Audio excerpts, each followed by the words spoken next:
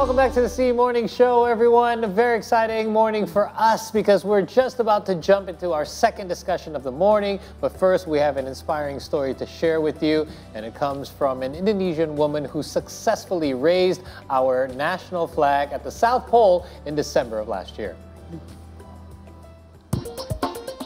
Putri Handayani, a mountaineer from North Sumatra, became the first Indonesian to reach the southernmost point on Earth as part of the Road to the Explorer's Grand Slam Antarctic 8 expedition. She managed to set foot on the tip of the South Pole after traveling for 8 days through cold to extreme weather from December 21st to the 28th. Now, this is nothing new for Putri, as the South Pole is the 6th most extreme point that she has climbed. The other 5 points she has visited are Mount Kilimanjaro in February of 2016, Carten's Pyramid in August 2016, then Mount Elbrus in July of 2017, Aconcagua in February 2018, and finally Denali in June of 2022.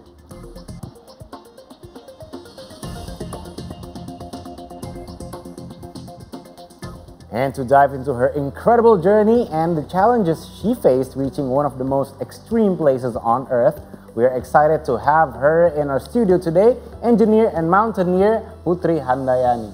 Good morning, Putri. Thank you so much for coming. Good morning. Thank you for inviting me. It's really good to be here. Thank you, Paul. Thank you. All right. So let's start with your journey from being an engineer to a mountaineer, and what inspired you to make such a big leap? Yeah.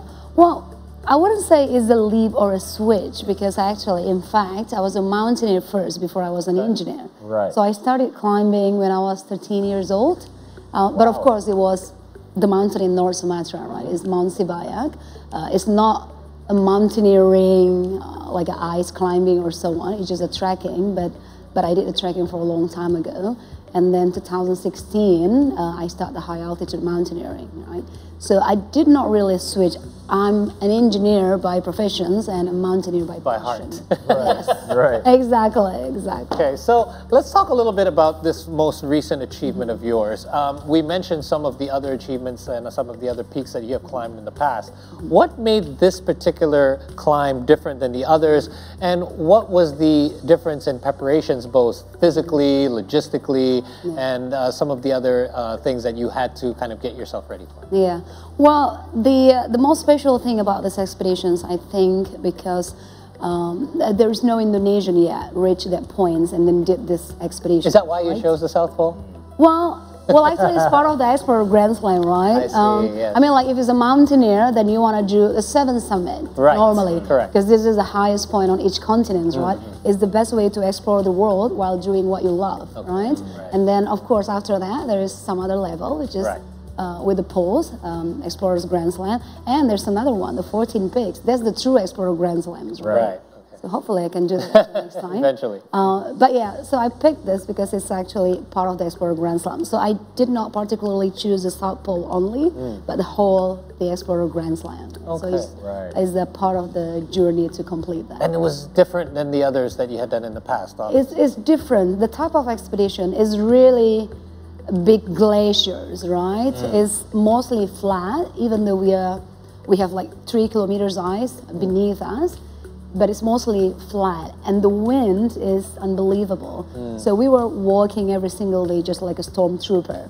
At least in the mountain, when I climb other mountains, you have valley, you have hills, right, on the terrain. So you normally make camp on the valley, then you are protected from the wind. You're shielded from the winds, right? Exactly, and then time to time it's calm down. But this constant wind all the way 8 days. Yeah. And that reduces the temperature too, correct? Like there's a temperature, let's say it's -20, but then there's a wind chill factor, correct? Exactly. So what is that like? What is the difference? Like what were some of the temperatures? -35, -40, especially when we get to the South Pole. So the closer you are to the pole, is actually getting stronger.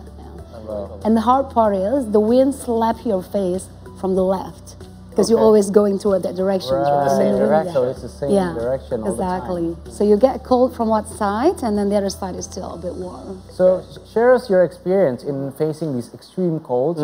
How was it like, and how did you manage to actually face it? Yeah.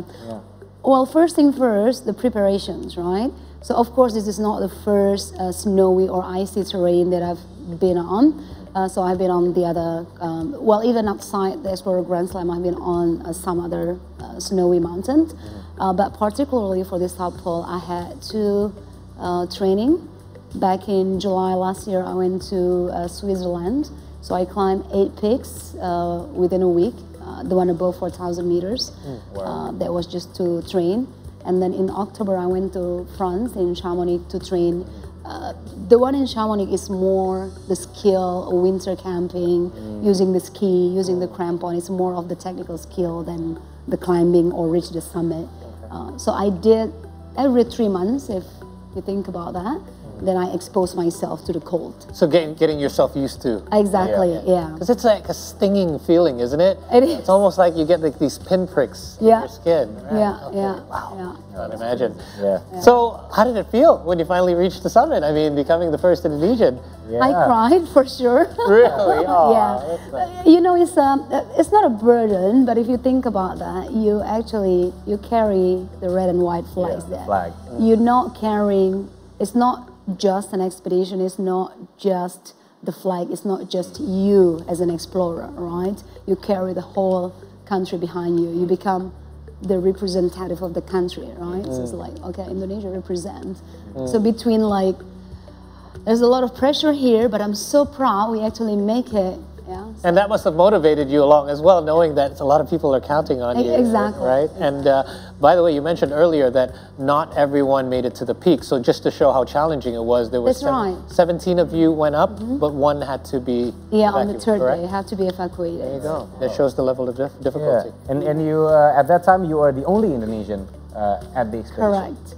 Right. Yes. So tell us what were the obstacles that you faced during the climb, and in all of those climb that you faced, which one was the most difficult? Okay, so for the whole Explorer Grand Slam, right? Okay, so I think Denali in Alaska, that's the highest mountain in North American continent. That is still the most difficult. It is known for the lowest success rate amongst the 7 summits. Okay. And even for me, it applies. Difficult. Yeah, so I did that 3 times before I could summit. So I failed 2 times, and then the Wow. 3rd time I finally 3 made times. it. Yeah. So what makes it so difficult then? Well, first thing first is the type of the expedition is really, you have to be self-sufficient. So if you think about Himalaya, for example, Nepal, the ecosystem of the climbing is really well established there, right? You have porter, you have the Sherpa, you have the Sherpas. guides, right? It's easy to fly there. And then once you get there, you have your day pack. The porter, if you choose to, the porter could help you with your gears and all of the logistics. Then once you get to the next camp, the tent is already rigged up. There, right. And then you already get the hot tea. While Denali, similar to the South Pole and later North Pole as well, you have to be very self-sufficient. So you carry everything by yourself. The group gear you share amongst the team, and then the personal gear, of course. And then you walk for 8 to 10 hours, and then you have to shovel the snow, set up the camp. After that, melt the snow so you can drink and then hydration. cook your food. So it's just a way more independent and rely on yourself and the team compared to many other mountains. It requires a lot more of these skills. Exactly. Right? So that's a support system, I will say, right? It's not much. And then the second one is the location. So this is very close to the North Pole, right? In the Arctic. Yes. So many mountain. I haven't been in Everest, even though I've been.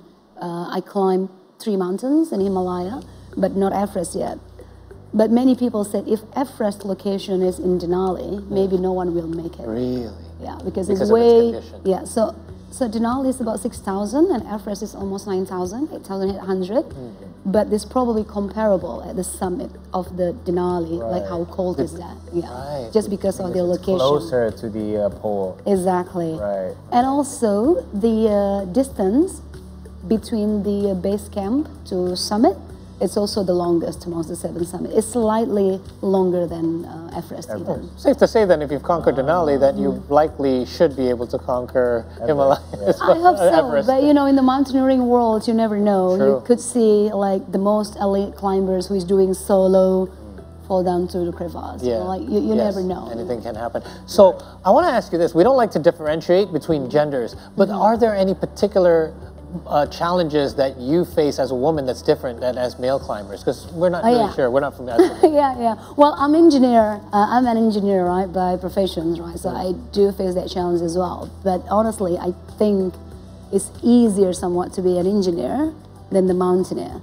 Because, again, like you said, we don't like to differentiate, but we are different, right? Physically, biologically, generally, if you, the man and woman train on the same way, same regime and everything, the man more likely to be stronger biologically and physically, right? That's why in the Olympic we have a different numbers for men and women. Yeah, but normally in the expeditions you're together. Yeah, and you have to do the same things. You have to overcome the same challenges. Exactly. So to me, physically is very challenging, especially coming from Asia, where our height is very average. So you probably have to take two more steps. Exactly. Yeah, 2 steps. For one step of the others. Right? Yeah. So that's very challenging. And that's why I think I would like to go, not I would like to go, if I have the options, I'd rather to go with female guides and then where the groups have more female climbers. You know. This one, the South Pole actually pretty good. We have 5 women, the climbers, and then 2 female guides. So 7 of us were. Okay, so it's a mix. At least there's a good balance within the group. Exactly. So yeah, physically is different, and then our needs, as we all know, it takes a little bit more effort for us to just like pee, poo, you know, and for female, if we have our period. So there are some biological things that just men don't have to face. Exactly. Are there other female climbers such as yourself that originate from Indonesia that are conquering the same kind of feats? Yeah. Doing the same thing? So actually, for the 7 summits, we have 2 female climbers. Well, the South Pole, the poles, not yet. Well, forget about female. We don't have any Indonesian yet, right, on the poles. So I was the only one. But for the high altitude mountaineering, is actually developing and growing now. I've actually just congratulated 3 of my fellow female climbers. I'm so proud. Again, I don't like to differentiate, but I know there's so many male climbers submitted during this Independence Month, but I only congratulate the female just because, like I said, I don't like to differentiate, but it just, there are not many of us, you know, so it's just so heartwarming to see more female. Exactly. So if more female mountaineer wants to follow your footsteps, are there any ways that they can do this? Are there any like association or can they join training or whatever that you guys conduct or something like that? Yeah. Well, first thing first, I said if you would like to go to the mountains, go with someone more experienced than you, male or female, right? The best is the guide. Indonesia, we have the Indonesian Mountain Guide Association, APGI, right? So, however, I think we only have less than 1,000 certified guides under these associations, right? And that is not a lot. Exactly, that's not a lot at all. But at least, even though if they are not certified, then go with someone more experienced. So for female, again, it's going to be more challenging, but if you could find like a female guide or a bunch of ladies that could go with you, it's probably more comfortable in the mountains, right? But it's not a requirement. I used to go to the mountains being the only females anyway. Yeah, no, but I never thought of that. I mean, if you have a group that is more of the same gender, you're actually more in sync with your movement as well and the speed that you're climbing at and everything. Exactly. That's actually a good point. So, final question. What's next for you? What's the next peak you're planning to conquer, and when is this going to happen? Is it Everest? So, not yet. In December, I'm planning to go back to Antarctica, climbing Mount Vincent. Actually, December last year, I went there for 2 expeditions. I went to the South Pole, and I also climbed Mount Vincent, but I didn't make it to the summit. It was very windy. Yeah, minus 38 wind. How far up did you get? To the highest camp. So we turn around during the summit day. Yeah. So that's I'm always curious. Is that a decision that you make based on how you feel, your instinct? What makes you decide? Because when you're that close, I'm sure there's that urge for you just to keep going. That's right. We normally discuss, right? So for me at the time, It was very windy, and I could not feel my hands for almost half an hour. Wow. No. And I had frostbite before in Denali, and once you get frostbite, you're more prone to that, right? Yes. So we have a proper gear. We even have a chemical hand warmer, and then we do the penguin dancing, right? To just keep ourselves your blood circulating. And it still didn't work. The only thing that works at the time is putting my hands on the guide's armpit, which is like, yeah, but I cannot walk like this. Yeah, right. Yeah. So, but the thing is, it's not just that I cannot walk like that. That's actually indicate something that could be worse, right? True. Because normally, if we have a good physical conditions, then you acclimatize well with the environment, right? The altitudes and everything. That's why people normally, when they get to the high camp, they rest the next day, and then they summit the day after. Right. For us at that time, because there was storm coming, so we didn't take rest. We get to the high camp, and then the next day we just hit the trail to go to the summit. Right. So for me, of course, there's cold, like minus 38, minus 45. The wind is strong, but to me, it's not the weather, but it's your condition that is not fit or cannot overcome the weather. Right. Right. Right. So I believe if I was physically more fit, or I don't need that much recovery time, the fact that most people rest one day before summit means most people need like that 1 day recovery, right? Especially going to the high camp is very, that's the most technical. It's the hardest terrain. part. That's the hardest part. Demanding. Yeah, actually to go to the summit is not as hard as the one going to the high camp. Right. It's just long and windy and colder, right? Okay. Yeah. So, Hey, live to fight another day. yeah. Good decision making is what's important here. Exactly. right. Probably the hardest part. the hardest part. And maybe one last question for you, or do you have anything to say to our viewers out there who might want to start climbing mountains, or maybe climbing something else in their lives, like such as career or whatever? Yes. So I think I'm not going to talk about technical. Yeah, I mean like they can ask, but something that I really like to highlight is the. I'm not trying to find an excuse, but I like the. I always say the confident humility, right? Because climbing, there is so much ambitions, ego involved on that one, especially after you prepare for 100 hours. You invest not only your time, but also financially, money. It's so hard to do like what I did, decide like, this is not my time, I have to turn back, right? So that confident humility, I think it applies not only in mountain climbing, but also at any other part of in life. Yeah. And I do not see it as a weakness. I actually see it as a strength. Same. So maybe for those people who like to climb out there, confident humility, being secure enough to admit your limitations is a strength itself. Well said.